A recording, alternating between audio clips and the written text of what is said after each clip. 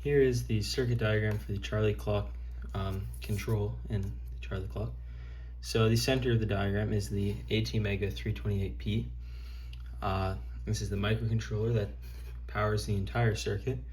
It takes inputs over here from the 3x2 male headers, which are connected to the MISO, MOSI, SCK, and reset of the microcontroller. The microcontroller is powered by a 16 megahertz crystal connected to ground through two 18 picofarad capacitors. The reset is over here connected to ground, and when the button is clicked, or clicking the VCC goes to ground and the button is clicked. Down here, this part of the circuit is what powers the clock, so it keeps time. It is a 32.768 kilohertz crystal connected through two capacitors to ground and a resistor to a NOT gate, which is then connected to the time, which is connected over here to the microcontroller. Next, these buttons here are the minutes and hours interrupt button. They're connected to analog pins and will interrupt the circuit over here to increase the count.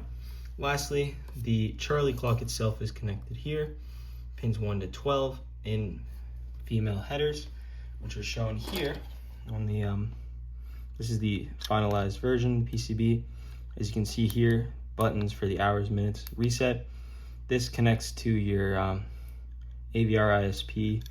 Here's the power. This is the brains, the microcontroller here, capacitors, and that's the whole super small, compact PCB. Next, a look at the code.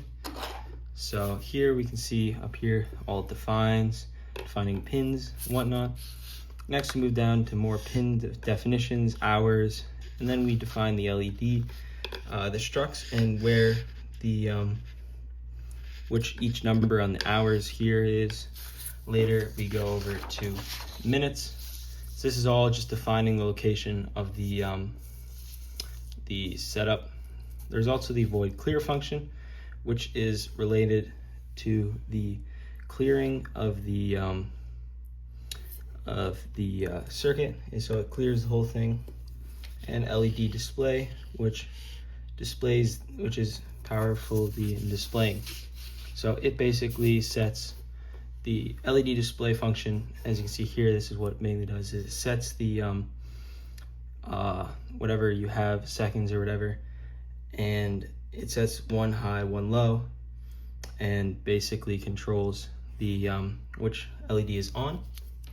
Next, the LED display here, next, LED display minutes, does the same thing for seconds, hours, they all do the same thing. Next, this is what keeps count here, the clock. Every time it gets a signal from the clock, it'll go on here. So clock ISR clear, so it calls the clear function, clears it, all the LEDs, and then if seconds equals 60, minutes plus, if minutes is equal to 60, hours will go up, and if hours is equal to 12, it all goes back to 0.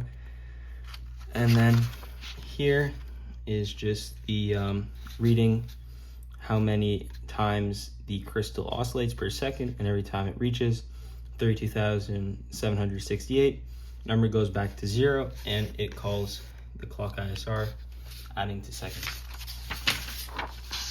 Here is the setup, which is serial begin, and attaches the interrupt, which basically allows for the crystal to interrupt the code, so it knows how many times to count and when to count up.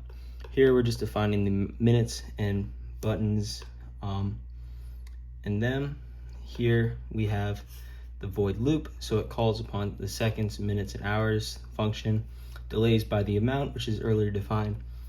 And then here we have if the button is hit, then minutes plus, this is hit, hours plus, and yeah, that is the entire code. Thank you.